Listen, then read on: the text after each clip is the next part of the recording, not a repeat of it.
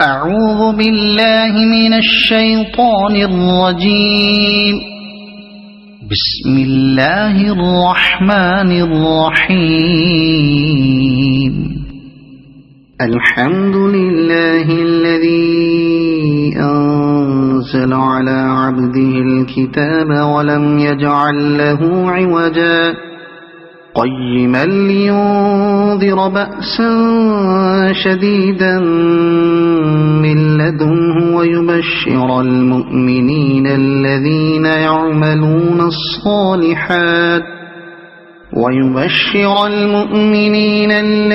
يعملون الصالحات أن لهم أجرا حسنا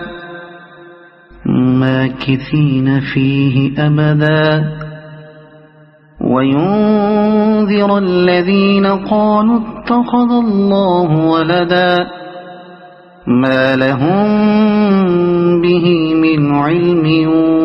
ولا لآبائهم كبرت كلمة تخرج من أفواههم إن يقولون إلا كذبا فلعلك باخع نفسك على آثارهم إن لم يؤمنوا بهذا الحديث أسفا إنا جعلنا ما على الأرض زينة لها لنبلوهم أيهم أحسن عملا وإنا لجاعلون ما عليها صعيدا جرزا أم حسبت أن أصحاب الكهف والرقيم كانوا من آياتنا عجبا إذ أوى الفتية إلى الكهف فقالوا ربنا آتنا من لدنك رحمة وهيئ لنا من أمرنا رشدا فضربنا على آذانهم في الكهف سنين عددا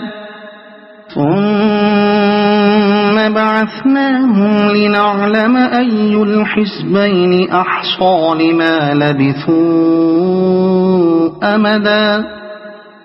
نحن نقص عليك نبأهم بالحق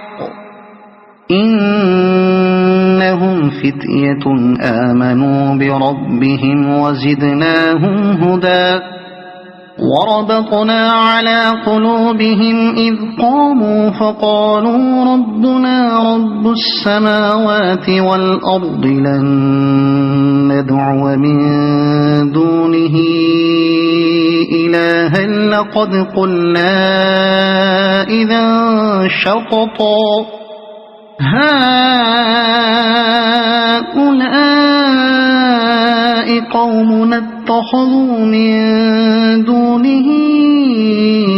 آلهة لولا يأتون عليهم بسلطان بين فمن أظلم ممن افترى على الله كذبا وإذ اعتزلتموهم وما يعبدون إلا الله فأووا إلى الكهف ينشر لكم ربكم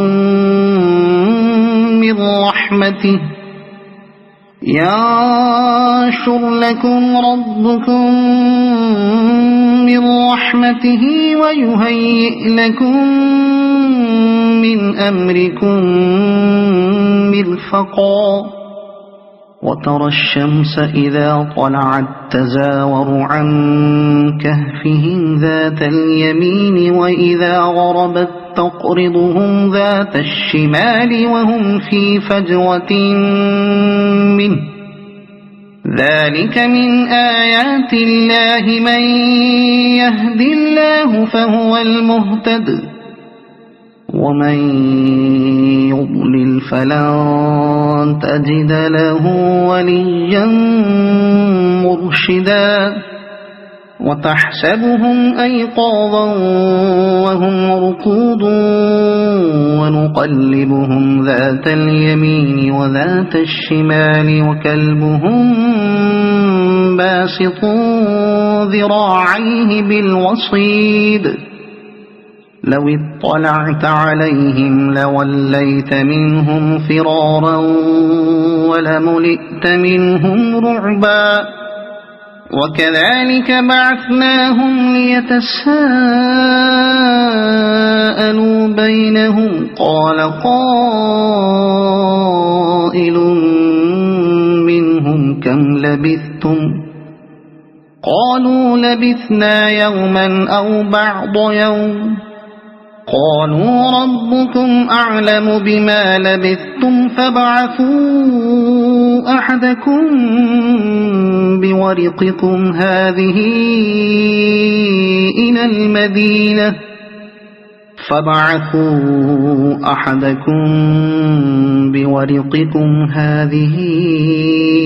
إلى المدينة فلينظر أيها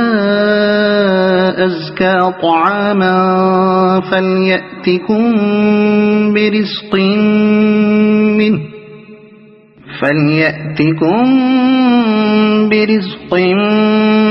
منه وليتلطف ولا يشعرن بكم أحدا إنهم إن يظهروا عليكم يرجموكم أو يعيدوكم في ملتهم ولن تفلحوا إذا أبدا وكذلك أعثرنا عليهم ليعلموا أن وعد الله حق وأن الساعة لا ريب فيها إذ يتنازعون بينهم أمرهم فقالوا بنوا عليهم بنيانا ربهم أعلم بهم قال الذين غلبوا على أمرهم لنتخذن عليهم مسجدا سيقولون 3 رابعهم كلبهم ويقولون 5 سادسهم كلبهم رجما بالغيب ويقولون 7 وثامنهم كلبهم قل ربي أعلم بعدتهم ما يعلمهم إلا قليل فلا تمار فيهم إلا مراء ظاهرا ولا تستفت فيهم منهم أحدا ولا تقولن لشيء إني فاعل ذلك غدا إلا أن يشاء الله واذكر ربك إذا نسيت وقل عسى أن يهديني ربي لأقرب من هذا رشدا ولبثوا في كهفهم 300 سنين وازدادوا 9 قل الله أعلم بما لبثوا له غيب السماوات والأرض أبصر به وأسمع ما لهم من دونه من ولي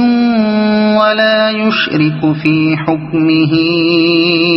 أحدا واتل ما أوحي إليك من كتاب ربك لا مبدل لكلماته ولن تجد من دونه ملتحدا واصبر نفسك مع الذين يدعون ربهم بالغداة والعشي يريدون وجهه ولا تعد عيناك عنهم تريد زينة الحياة الدنيا ولا تطع من أغفلنا قلبه عن ذكرنا واتبع هواه وكان أمره فرطا وقل الحق من ربكم فمن شاء فليؤمن ومن شاء فليكفر إنا أعتدنا للظالمين نارا أحاط بهم سرادقها وإن يستغيثوا يغاثوا بماء كالمهل يشوي الوجوه بئس الشراب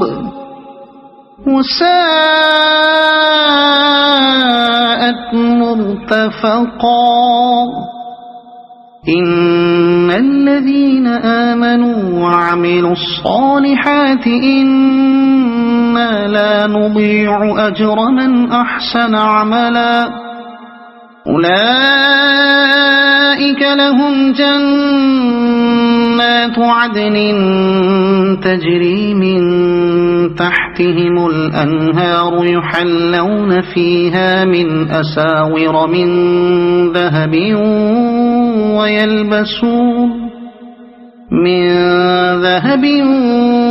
ويلبسون ثيابا خضرا من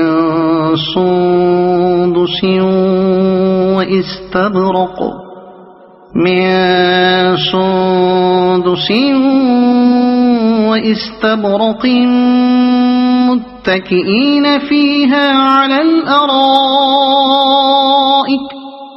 واستبرق متكئين فيها على الأرائك نعم الثواب وحسنت مرتفقا واضرب لهم مثل الرجلين جعلنا لأحدهما جنتين من أعناب وحففناهما بنخل وجعلنا بينهما زرعا كلتا الجنتين آتت أكلها ولم تظلم منه شيئا وفجرنا خلالهما نهرا وكان له ثمر فقال لصاحبه وهو يحاوره أنا أكثر منك مالا وأعز نفرا ودخل جنته وهو ظالم لنفسه قال ما أظن أن تبيد هذه أبدا وما أظن الساعة قائمة ولئن رددت إلى ربي لأجدن خيرا منها منقلبا قال له صاحبه وهو يحاوره أكفرت بالذي خلقك من تراب ثم من نطفة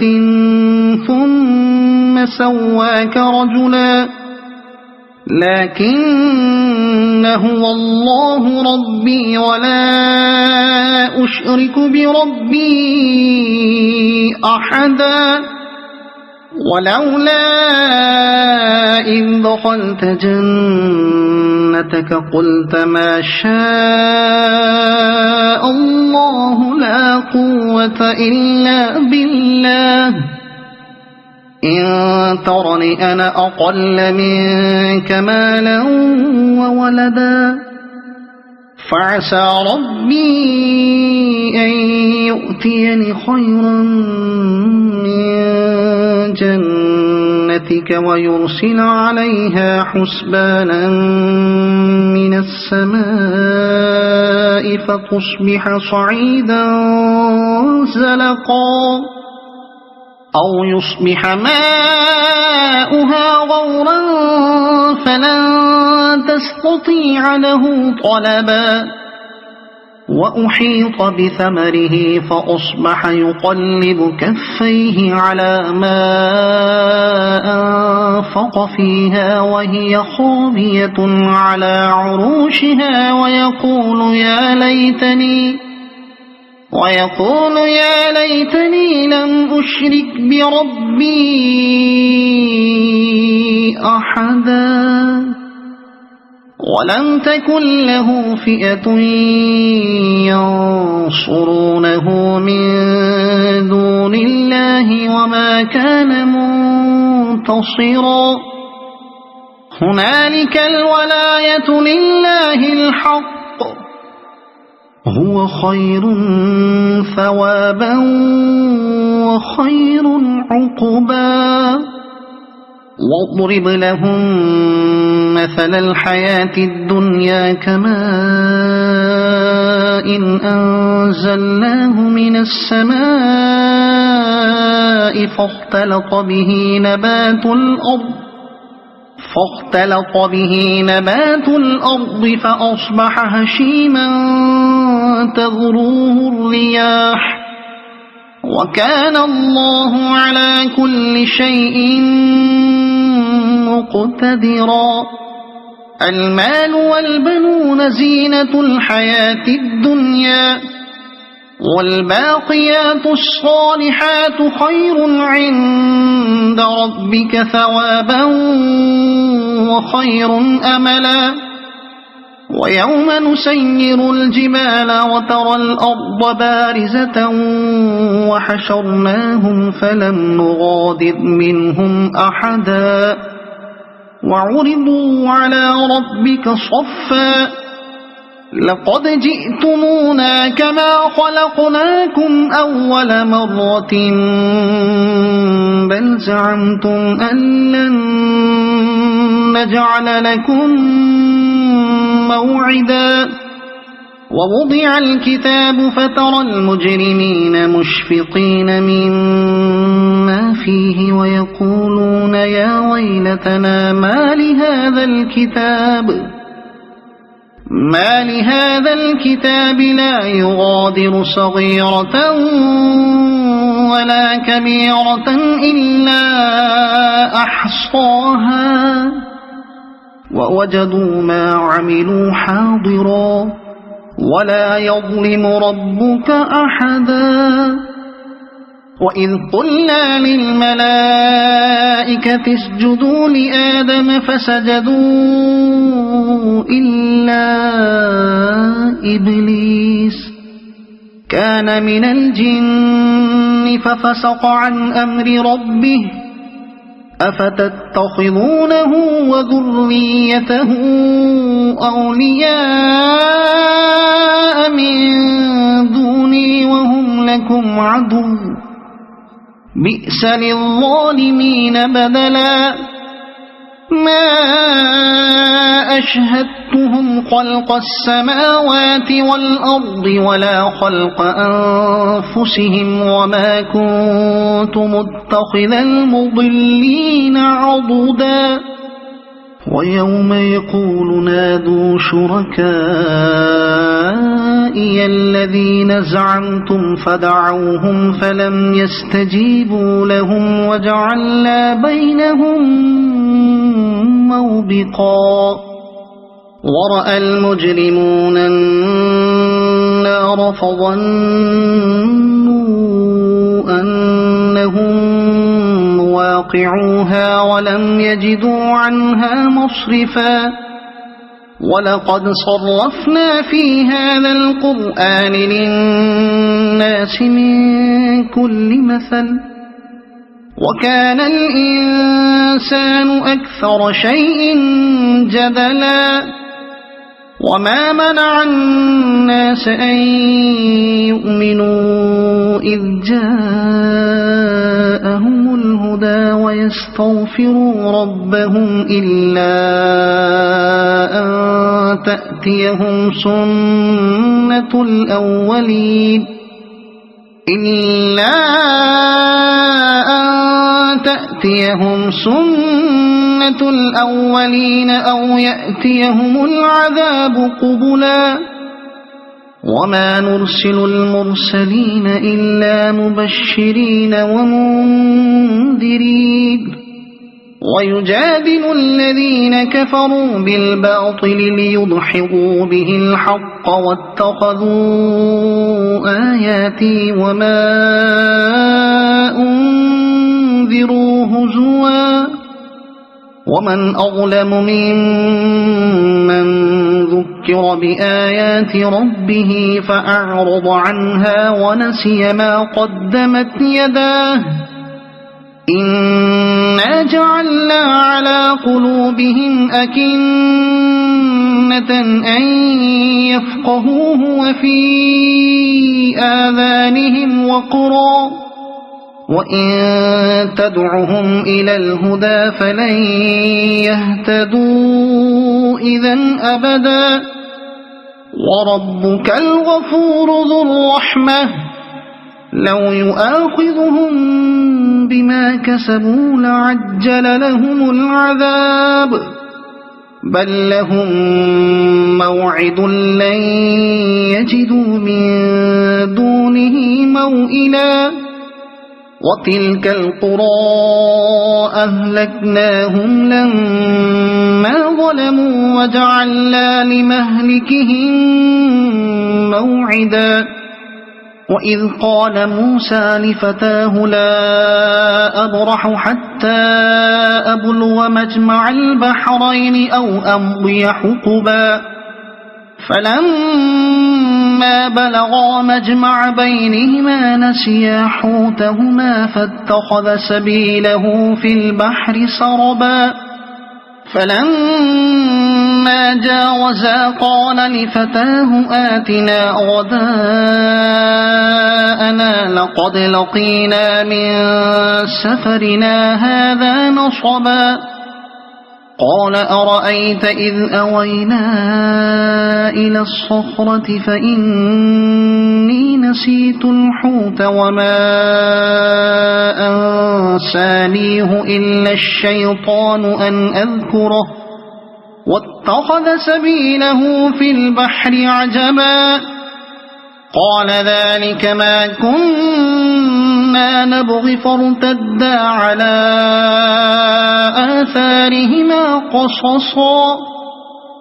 فوجدا عبدا من عبادنا آتيناه رحمة من عندنا وعلمناه من لدنا علما قال له موسى هل أتبعك على أن تعلمني مما علمت رشدا قال إنك لن تستطيع معي صبرا وكيف تصبر على ما لم تحط به خبرا قال ستجدني إن شاء الله صابرا ولا أعصي لك أمرا قال فإن اتبعتني فلا تسألني عن شيء حتى أحدث لك منه ذكرا فانطلقا حتى إذا ركبا في السفينة خرقها قال أخرقتها لتغرق أهلها لقد جئت شيئا إمرا قال ألم أقل إنك لن تستطيع معي صبرا قال لا تؤاخذني بما نسيت ولا ترهقني من أمري عسرا فانطلقا حتى إذا لقيا غلاما فقتله قال أقتلت نفسا زكية بغير نفس لقد جئت شيئا نكرا قال ألم أقل لك إنك لن تستطيع معي صبرا قال إن سألتك عن شيء بعدها فلا تصاحبني قد بلغت من لدني عذرا فانطلقا حتى إذا أتيا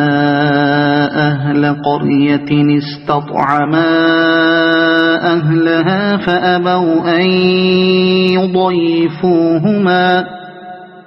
فأبوا أن يضيفوهما فوجدا فيها جدارا يريد أن ينقض فأقامه قال لو شئت لاتخذت عليه أجرا قال هذا فراق بيني وبينك سأنبئك بتأويل ما لم تستطع عليه صبرا أما السفينة فكانت لمساكين يعملون في البحر فأردت أن أعيبها وكان وراءهم ملك يأخذ كل سفينة غصبا وأما الغلام فكان أبواه مؤمنين فخشينا أن يرهقهما طغيانا وكفرا فأردنا أن يبدلهما ربهما خيرا منه زكاة وأقرب رحما وأما الجدار فكان لغلامين يتيمين في المدينة وكان تحته كنز لهما وكان أبوهما صالحا فأراد ربك أن يبلغا أشدهما ويستخرجا كنزهما رحمة من ربك وما فعلته عن أمري ذلك تأويل ما لم تسطع عليه صبرا ويسألونك عن ذي القرنين قل سأتلو عليكم منه ذكرا إنا مكنا له في الأرض وآتيناه من كل شيء سببا فأتبع سببا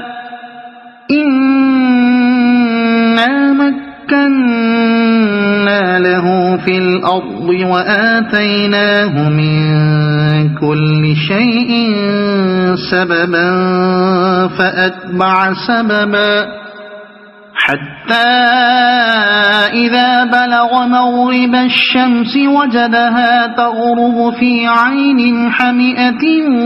ووجد عندها قوما قلنا يا ذا القرنين إما أن تعذب وإما أن تتخذ فيهم حسنا قال أما من ظلم فسوف نعذبه ثم يرد إلى ربه فيعذبه عذابا نكرا وأما من آمن وعمل صالحا فله جزاء الحسنى وسنقول له من أمرنا يسرا ثم أتبع سببا حتى إذا بلغ مطلع الشمس وجدها تطلع على قوم لم نجعل لهم من دونها سترا كذلك وقد أحطنا بما لديه خبرا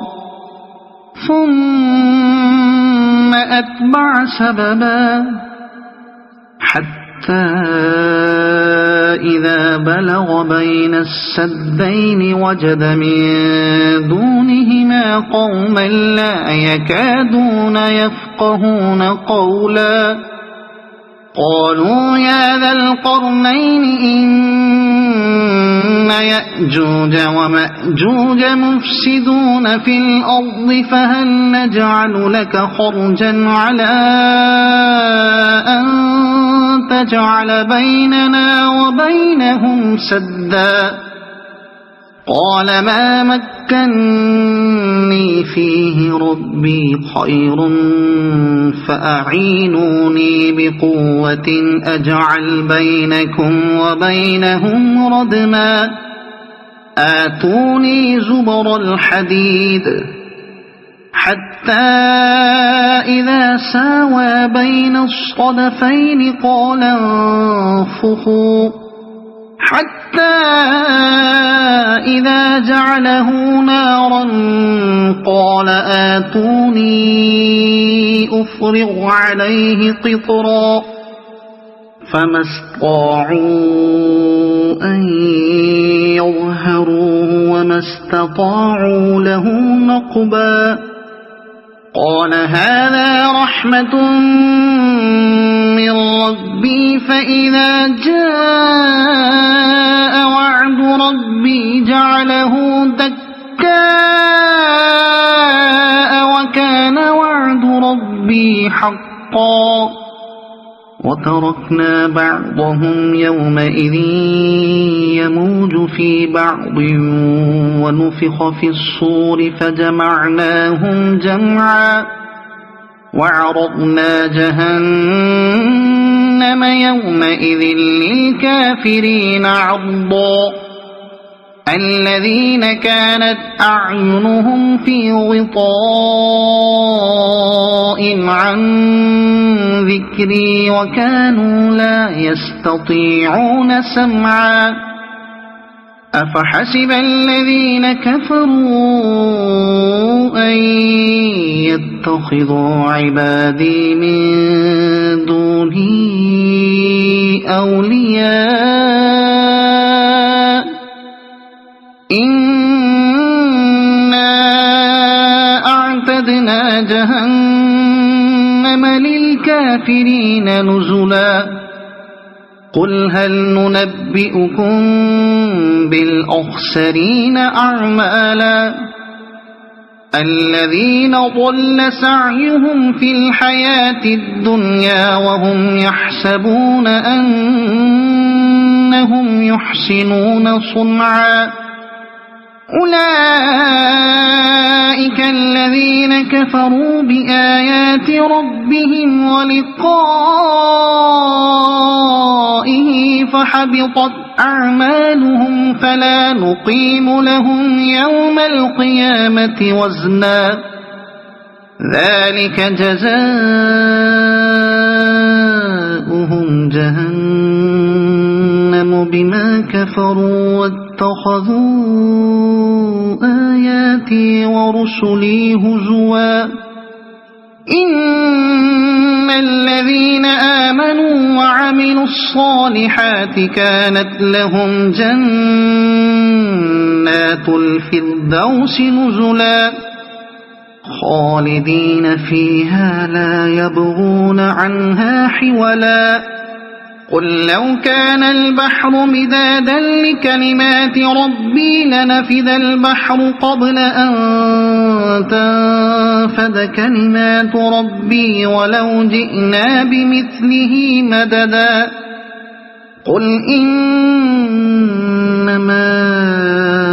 أنا بشر مثلكم يوحى إلي أنما إلهكم إله فمن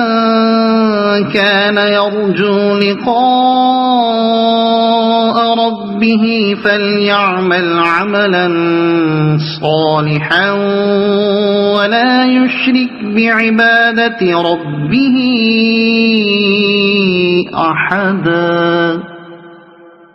صدق الله العظيم.